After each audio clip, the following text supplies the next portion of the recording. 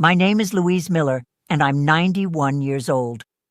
Last Thanksgiving, I sat at a dining table prepared for 8 people, but only 2 chairs were occupied, mine and my daughter Susan's. She had driven several hours to see me because she said she didn't want me to spend the day alone. Around noon, my son-in-law Michael sent a short message saying the roads were terrible and they probably wouldn't make it in time.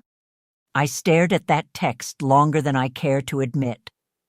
The turkey cooled slowly on the table while I pretended I wasn't glancing at my phone every few minutes. Susan reached across the table and gently placed her hand over mine. "They're probably just busy, Mom," she said softly. "They love you." I smiled at her, because sometimes that's what we do when someone is trying to protect us from a truth we already feel in our bones. But there was something I didn't say out loud. For 3 days straight I had been cooking, roasting, baking, seasoning things the way I used to when the house was full. I prepared every dish our family used to love. The sweet potato casserole, the stuffing Robert adored, the cranberry sauce I learned to make the year Susan was born. No one had asked for any of it. Still, I made it all. Because some quiet part of me believed that if everything was perfect enough, maybe everyone would want to come. That night, after Susan drove back home, I stood alone at the kitchen sink. I scraped an untouched pan of sweet potato casserole into the trash. The spoon made a dull sound against the glass dish, echoing in the quiet kitchen. And a thought crossed my mind that I wish had never appeared. When did I become someone my own family can so easily leave behind? The house was so silent, I could hear the refrigerator humming across the room. I stood there for a long time, just listening to that sound. You see, I raised my daughter with everything I had. Every school recital, every teacher meeting, every little moment that seemed important to her. I was there. And most of the ones that probably didn't matter much, too.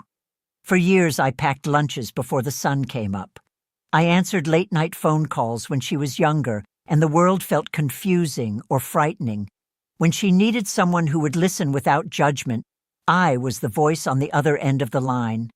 Back then, I believed something simple. I believed we were close. Maybe not the kind of perfect closeness you see in movies, but close enough. Yet somewhere between her childhood and my old age, something shifted quietly. Not all at once. Just slowly enough that I didn't notice it happening. And one day you wake up and realize you've become optional. A name on someone's list of obligations. A call they return with a tired sigh. And the strange thing about growing old is this. Sometimes the loneliness doesn't arrive like a storm. Sometimes it settles into the house as softly as dust. Never really knew the exact moment it changed. I only knew that somehow it had. At first, I tried to convince myself it was just a phase. After all, Susan had her own life. A job, responsibilities, a household to take care of. Michael worked long hours, too. People get busy, that's what everyone says. And I believe that. I wasn't the kind of mother who expected daily phone calls or constant visits. I didn't need that. All I wanted was something small. Anything that reminded me I still had a place in the rhythm of their lives. Just a sign that I still mattered in the shape of their days. For years, almost a decade really, I followed every piece of advice people loved to give older parents. Friends would say, just keep reaching out. Magazines and waiting rooms would say, stay present in your children's lives. Books about aging always repeated the same things. Be available. Be understanding. Be grateful for whatever attention they give you. And I tried. Oh, how I tried. But I'm going to tell you something now that may sound a little harsh. I don't say it to frighten anyone, only because I believe some truths deserve to be spoken out loud by someone who has lived through them. There was one small change I eventually made, one thing that may sound almost cruel at first.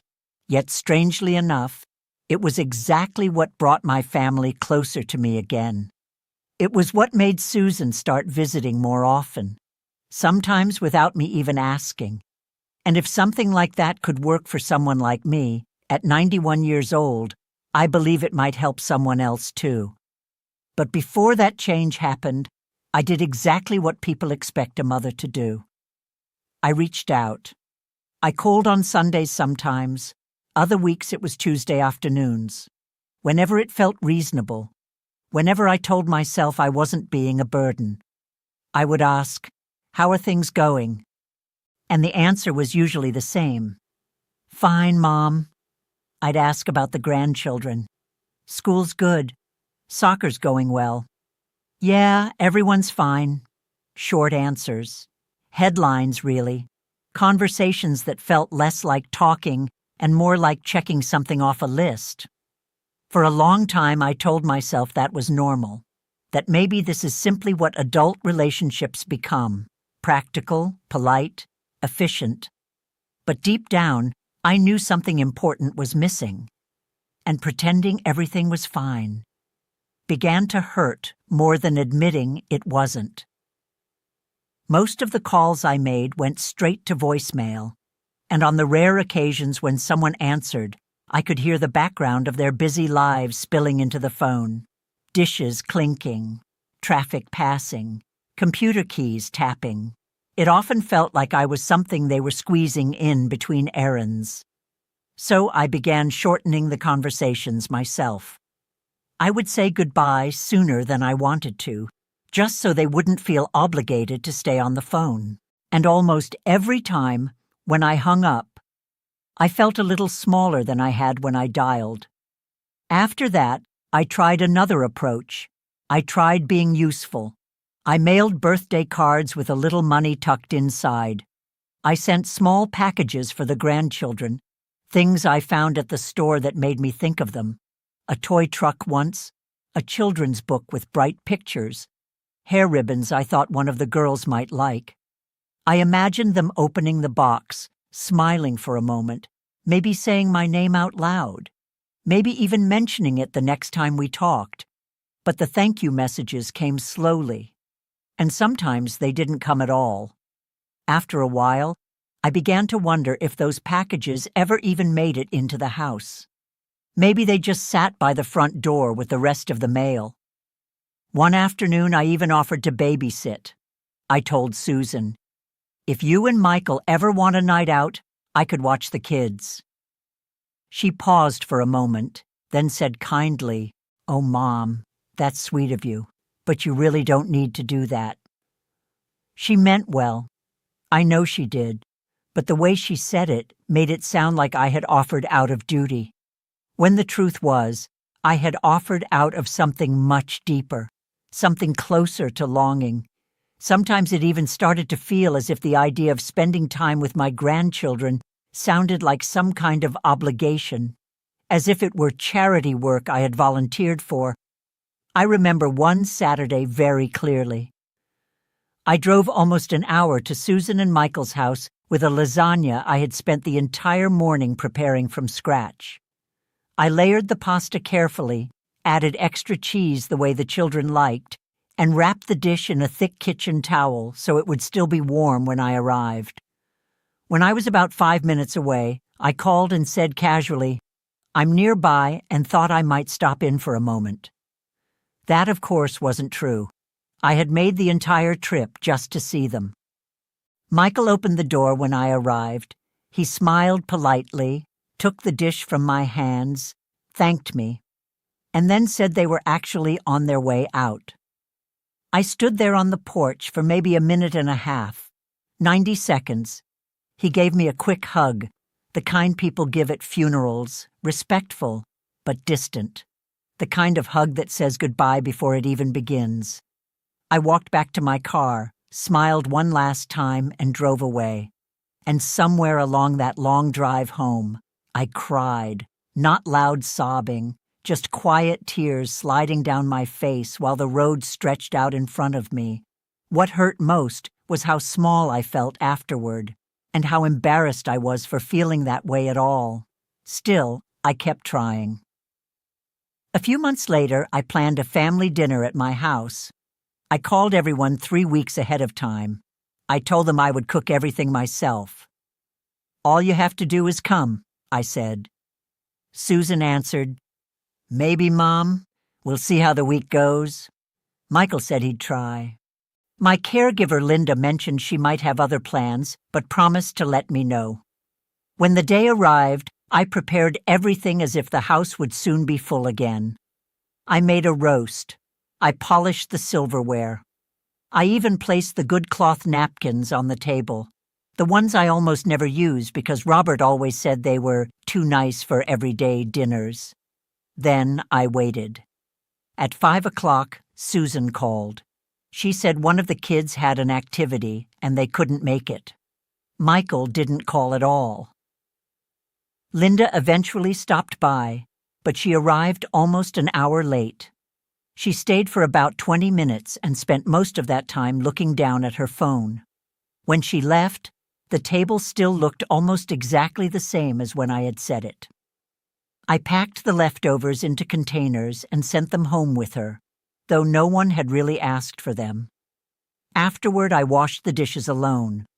The kitchen felt larger than usual that night, and I remember standing there wondering why I kept putting myself through this. But the hardest part wasn't that people didn't come. The hardest part was realizing they didn't seem to feel very bad about it. That's when something uncomfortable dawned on me. I had worked so hard to stay present in their lives that somehow I had made myself invisible. I had become background noise, the person who always called first, the one who always tried again, the one who always forgave, always waited, always understood. They didn't have to think about me, because I never gave them the chance to miss me. I was the one doing all the reaching, all the reminding. Without realizing it, I had trained them to take me for granted. And then I quietly resented them for learning the lesson. One afternoon, something almost ridiculous happened. I was sitting at the kitchen table eating a simple sandwich, turkey, lettuce, a little mustard, nothing special. And suddenly I felt angry. Angry at the sandwich. I know how strange that sounds, but it was the moment a realization finally settled into my chest. I thought to myself, I have eaten thousands of meals alone in this house. Thousands, and not one of my children even knows that. They assume I'm fine. They think I'm busy. They imagine I have a whole life that doesn't involve them. And the truth is, I let them believe that, because admitting I was lonely felt too much like admitting I had somehow failed. One afternoon, something inside me shifted in a way I didn't expect. I had started walking Noah, my young neighbor's little boy, home from school a few afternoons each week. His mother, Emily, lives just 2 houses down from mine. At first, it was simply a way to help her out. But if I'm honest, it was also a way to quiet the loneliness that had grown so loud in my house. That day we stopped at the corner like we usually did. Noah was talking excitedly about a picture he had drawn at school, something about a purple dinosaur with enormous teeth. As he spoke, he suddenly reached over and took my hand. Just like that. No hesitation. No special reason. His small fingers wrapped around mine as if it were the most natural thing in the world. And we walked the rest of the way home like that, his little hand in mine. In that quiet moment, something dawned on me. This child wasn't spending time with me out of duty. He wasn't squeezing me into a busy schedule.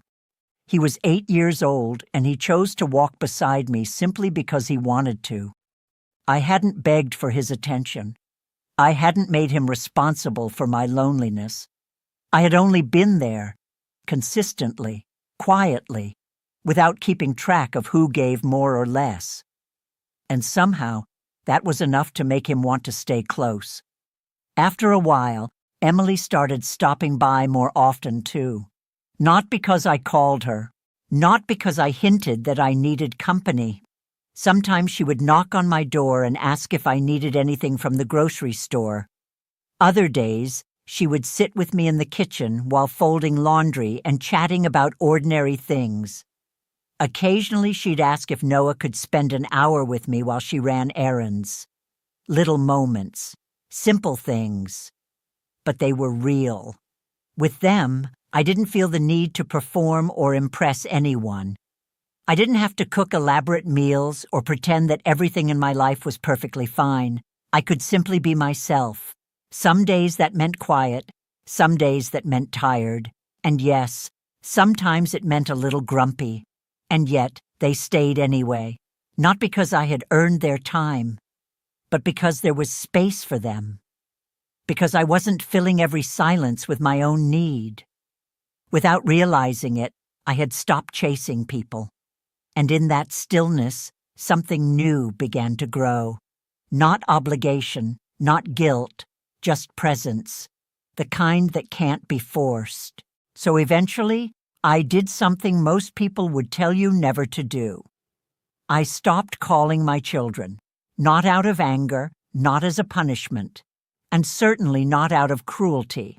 I simply couldn't continue pretending that the effort between us was equal when it clearly wasn't. I couldn't keep asking for attention that never came freely. It hurt too much, so I stopped. I stopped sending the first text message. I stopped making those Sunday phone calls. I stopped mailing cards, gifts, and invitations that quietly disappeared into the void. I let the phone remain silent. I let the calendar stay empty. And for the first time in years, I waited to see what would happen if I wasn't the one holding the thread. At first, nothing happened. Weeks passed, no one mentioned it, no one seemed to notice, or if they did, they said nothing. And in a strange way, that silence confirmed the fear I had carried for so long, that I had been the one doing all the work, that without my constant effort, there might be nothing left. Many evenings I would sit alone in my living room, staring at the phone resting on the small table beside my chair. I would almost will it to ring, but it didn't. The quiet in that house felt so heavy some nights. I thought it might swallow me whole. For a while, I wondered if I had made a terrible mistake. Some evenings I would sit in my living room and think maybe I should go back to the way things were. Maybe I should start calling again. At least then I would hear Susan's voice, even if she sounded distracted. At least it would feel like I was still part of something. But I didn't. I stayed still. I allowed the silence to remain exactly as it was. And then, about 6 weeks after I stopped reaching out, the phone rang. It was a Tuesday afternoon. It was Susan. Her voice sounded different than usual. "Mom," she said softly, "I realized I haven't heard from you in a while. Are you okay?" I told her I was fine. There was a pause on the line. Then she said something she hadn't said in a long time. "Can I come visit this weekend? I'd really like to see you." I didn't ask why. I simply said yes. When she arrived, she stayed nearly 3 hours. We sat at the kitchen table and talked about simple things: the weather, the grandchildren, the garden out back. We never mentioned the silence between us. But we didn't need to. Something in the way she looked at me had changed. For the first time in years, it felt as though she was seeing me not just as her mother, but as a person. A week later, Michael sent a message asking if he could bring the kids over one afternoon. Another day, Susan called again and suggested we have lunch together. Little by little, they began showing up more often. Not constantly, not perfectly, but more than before. And the visits felt different somehow, lighter, as if they were coming because they wanted to be there, not because they felt they owed me something. And the surprising part is that it's still like that today. Sometimes they simply appear at the door. I didn't manipulate anyone. I didn't punish them. I didn't play some clever trick. All I did was stop making myself small enough to fit quietly into the corners of their lives. I stopped apologizing for existing. I stopped pretending that the small crumbs of attention were enough for me. And when I stopped playing the role of the mother who expects nothing, they finally had space to notice my absence. They finally had room to miss me. But there's something else I didn't expect.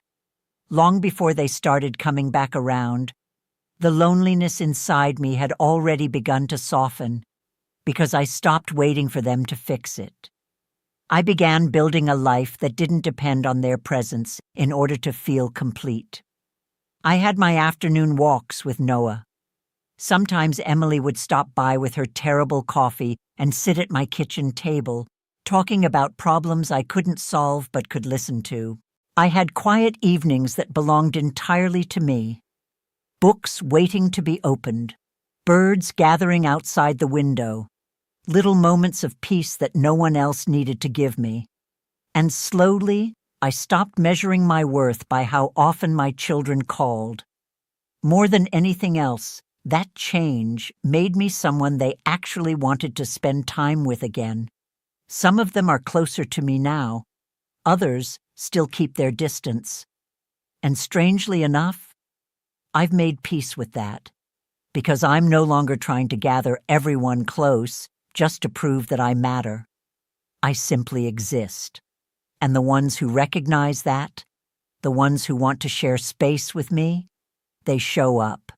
The others I still love, just from farther away. And that is enough. I'm 91 years old. I spent most of my life being someone's mother, and I'm proud of every year of it. But somewhere along the way, I forgot something important. Before I was anyone's mother, I was Louise Miller, a woman who takes up space. A woman with opinions, with preferences, with a life that matters. My children do love me, but the most important thing I learned was remembering how to love the life that still belongs to me. I've come to understand something over the years. Love, attention, and presence are not the same thing. For a long time, I believed they were. I assumed that if my children loved me, they would naturally spend time with me. That if love existed, attention would follow. And if attention appeared, then surely presence would come with it. But life has a way of teaching us the difference. Love can exist quietly in someone's heart. Attention is when they remember you. But presence is when they choose to be there. And for many years, I confused those three things. What I know now is something much simpler. You can't force someone to want your company, but you can stop making it so easy for them to live without it. Not out of bitterness, not to punish anyone, simply out of self-respect, because the people who truly love you, really love you, and when someone who matters suddenly goes quiet, they notice. They start to wonder why, and if you're lucky, truly lucky, they'll come looking, not because you asked them to, but because, for the first time, they felt what it was like when you weren't there. Looking back now, I'm grateful that I stopped calling all the time, not because it magically solved everything, but because it taught me something much more important. It showed me that my peace didn't depend on whether the phone rang. I was still here, still whole, still someone worth visiting, whether anyone showed up or not. And if you've listened to me this far, I want to thank you for sitting with me for a little while. At 91, I've learned that time shared, even through a simple story, still means something. And don't worry, I'm not planning on disappearing anytime soon. If you'd like, there's another story I shared recently about 3 things every woman should remember when she lives alone later in life. Many people told me it helped them, and that makes me very happy. You can watch it right after this. Just click on the video that appears on your screen. Until then, take care of yourself, whatever that means for you today.